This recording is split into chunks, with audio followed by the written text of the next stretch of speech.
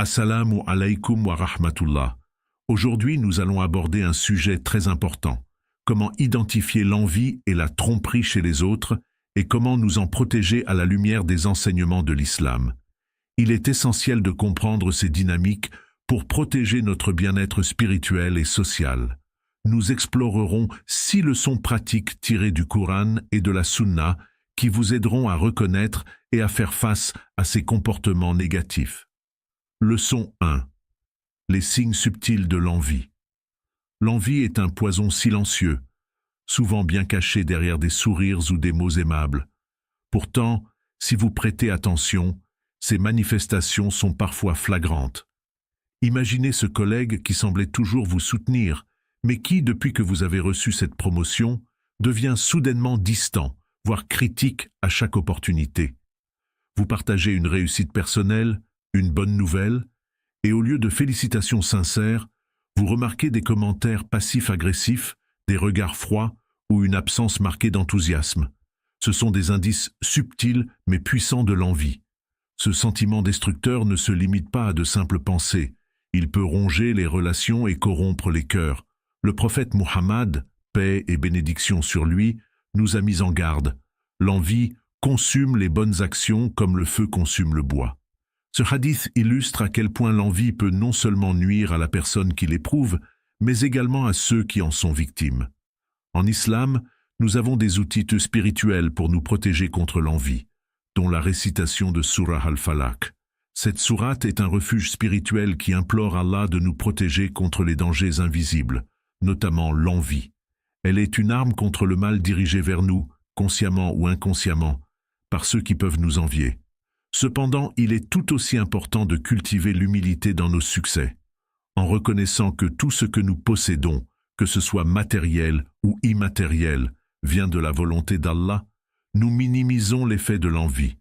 L'humilité n'est pas seulement une vertu personnelle, mais aussi une façon de rappeler aux autres que tout est un don divin, réduisant ainsi les sentiments de compétition ou de ressentiment.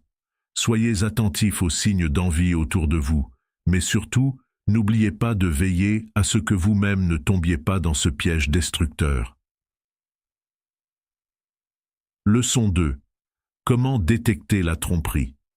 La tromperie, sous ses multiples formes, peut être difficile à déceler car elle est souvent dissimulée derrière des apparences séduisantes. Imaginez une personne qui change constamment de version d'une même histoire, ajustant les faits selon les circonstances ou l'auditoire. Aujourd'hui, elle vous promet des résultats miraculeux avec peu d'efforts, et demain, ces promesses disparaissent dans le néant. Ces incohérences et ces exagérations sont autant de signes avant-coureurs d'une manipulation subtile, enracinée dans le mensonge. Dans notre monde moderne, où les informations circulent rapidement, il est essentiel d'appliquer une dose saine de scepticisme et de vigilance. Le prophète Muhammad, paix et bénédiction sur lui, a mis en garde contre ceux qui embellissent la vérité par des flatteries excessives ou des promesses démesurées, cherchant à capturer l'attention ou à gagner la confiance de manière imméritée. Cette exagération, bien qu'attrayante à première vue, cache souvent une réalité bien plus simple. La vérité n'a pas besoin d'être enjolivée.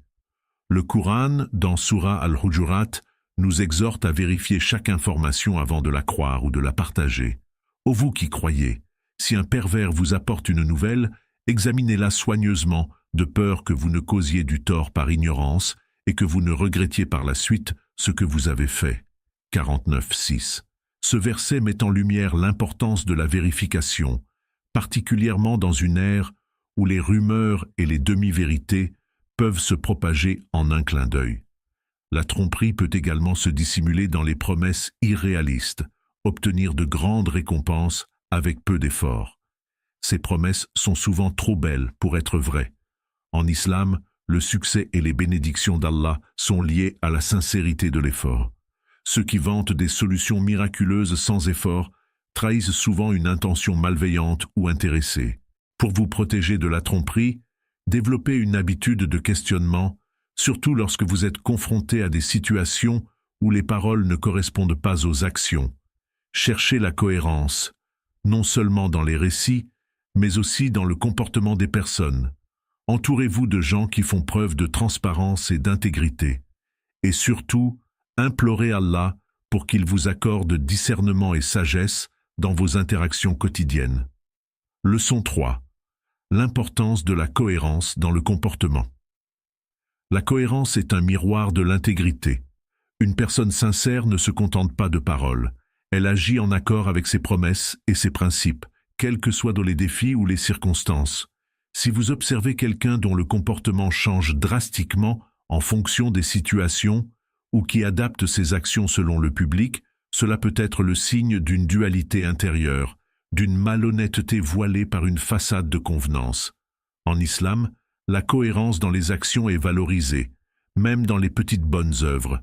Le prophète Muhammad, paix et bénédiction sur lui, a dit « Les actes les plus aimés d'Allah sont ceux qui sont constants, même s'ils sont minimes. » Ce hadith nous rappelle que la sincérité ne se mesure pas uniquement par de grands gestes ou des déclarations flamboyantes, mais par la constance dans les petites actions quotidiennes qui reflètent notre engagement envers nos valeurs et notre foi. Une personne authentique maintient ses principes, que ce soit en public ou en privé.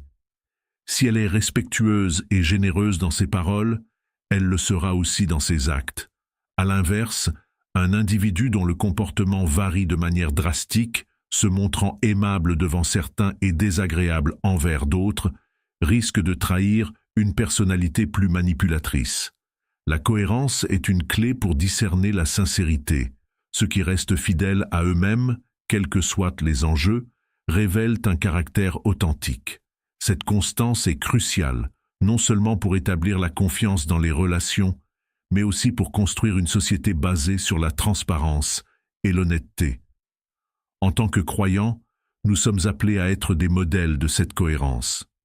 L'islam enseigne que même lorsque personne ne regarde, nos actions doivent refléter notre foi et nos engagements moraux. Dans un hadith célèbre, le prophète, paix et bénédiction sur lui, décrit les croyants comme ceux dont les paroles et les actes sont en harmonie, indiquant ainsi qu'une telle personne est véritablement guidée. Il est essentiel d'appliquer cette leçon à soi-même avant de la rechercher chez les autres. Être cohérent signifie rester fidèle à ses engagements, même lorsque cela est difficile ou impopulaire. Il ne s'agit pas de perfection, mais d'un effort constant pour aligner nos paroles avec nos actions.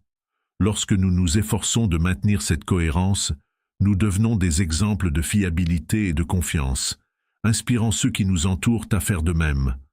En observant la cohérence chez les autres, vous pouvez évaluer leur sincérité. Si quelqu'un est inconstant ou change son comportement selon son entourage, il est sage de rester vigilant. Recherchez les personnes dont les actions sont ancrées dans leurs principes, car elles apportent une stabilité morale qui est précieuse dans toutes les relations humaines. Leçon 4. Observez les relations des autres. Rien ne révèle plus le véritable caractère d'une personne que la manière dont elle traite ceux qui ne peuvent rien lui offrir en retour. C'est facile d'être courtois et généreux envers ceux dont on attend quelque chose. Mais la véritable mesure d'une personne réside dans son comportement face aux plus vulnérables ou ceux considérés comme sans importance. Cette vérité est universelle, mais elle est également profondément ancrée dans les enseignements islamiques. Le prophète Muhammad, paix et bénédiction sur lui, a dit « Les meilleurs d'entre vous sont ceux qui sont les meilleurs avec leur famille. » Cette parole met en lumière un principe essentiel.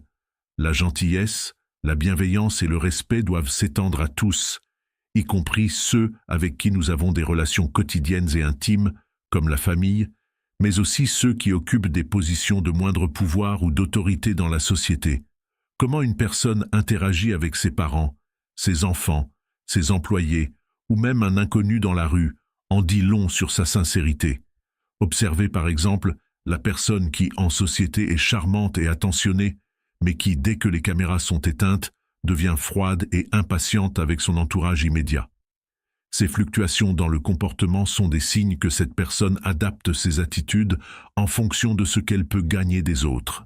Le respect et la gentillesse ne devraient pas dépendre du statut social ou de la capacité à rendre un service en retour. Un autre indicateur crucial est la manière dont une personne parle des autres en leur absence. Une personne sincère évitera les commérages et les médisances, deux comportements condamnés par l'islam, car ils témoignent souvent d'un cœur rempli d'envie ou d'insécurité. Si une personne est toujours prête à dénigrer les autres, surtout ceux qui ne sont pas là pour se défendre, cela peut être un signe que cette personne n'est pas aussi bienveillante qu'elle semble l'être en face. Le Coran nous met en garde contre ces actes destructeurs. Ne vous espionnez pas les uns les autres et ne médisez pas les uns des autres. Sourate Al-Hujurat. Lorsque vous évaluez le caractère de quelqu'un, prêtez attention à la durée et à la qualité de ses relations. Les amitiés et les partenariats qui résistent à l'épreuve du temps, fondés sur le respect mutuel, sont souvent le signe d'une personne qui est sincère dans ses intentions. Une personne qui change fréquemment d'entourage ou qui semble incapable de maintenir des relations solides peut révéler des failles dans son caractère. Enfin, pour rester fidèles à cette leçon dans nos propres vies, nous devons nous efforcer de traiter chacun avec respect et dignité, qu'il s'agisse de nos proches ou de ceux que nous rencontrons occasionnellement. En cultivant un comportement bienveillant et égal envers tous, nous incarnons l'enseignement islamique selon lequel chaque être humain a une valeur intrinsèque. C'est une marque de sincérité que de montrer cette bienveillance de manière cohérente, quelles que soient les circonstances. Leçon 5. Se tourner vers le Coran et la Sunna pour guidance. Lorsque nous sommes confrontés à des situations complexes ou à des relations difficiles, il est naturel de se sentir déstabilisé, incertain de la meilleure façon de réagir. L'islam nous offre une solution intemporelle. Revenir aux enseignements du Coran et de la Sunna. Ces sources infaillibles de guidance fournissent une boussole morale pour naviguer dans les eaux parfois troubles des interactions humaines. L'une des premières leçons que le Coran nous enseigne est d'éviter les suppositions négatives. Il est facile de tomber dans le piège de l'interprétation hâtive des actions ou des paroles des autres, mais ce comportement peut mener à des conflits inutiles et à la propagation de mensonges. Le Coran, dans Sourate Al-Hujurat, nous met en garde contre ces jugements précipités. Ô vous qui avez cru, évitez beaucoup de conjectures, car certaines conjectures sont des péchés. 49 minutes and 12 seconds. Ce verset nous rappelle que les pensées négatives ou les soupçons infondés peuvent causer plus de tort que de bien, et qu'il est essentiel de prendre du recul avant de porter des jugements. Dans le même esprit, l'islam condamne les commérages et la médisance, qui sont souvent les racines de l'envie et de la tromperie. Le prophète Muhammad, paix et bénédiction sur lui, a décrit la médisance comme « dire de votre frère ce qu'il n'aimerait pas que vous disiez de lui, et cela, même si ce que vous dites est vrai ». Ce type de discours empoisonne non seulement les relations, mais il sème aussi la discorde au sein de la communauté, détruisant la confiance et la fraternité. Les enseignements islamiques nous fournissent également les outils nécessaires pour discerner la vérité et cultiver la sagesse. Il est recommandé, dans des situations complexes, de consulter les conseils d'Allah à travers le Coran et la Sunna. Un exemple fondamental est l'importance de la vérification des informations avant de les accepter ou de les diffuser.